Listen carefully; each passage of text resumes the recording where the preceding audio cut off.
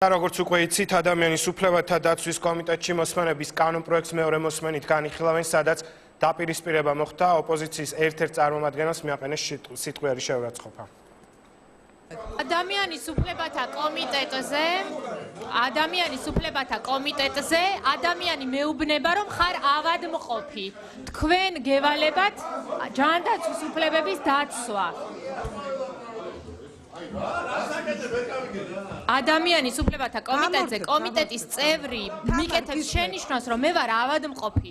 მას ევალება დღეს დაავადებული ადამიანების უფლებების დაცვა. აი ეს არის საქმე. თუ შეიძლება ვნახოთ რა ხდება იქით.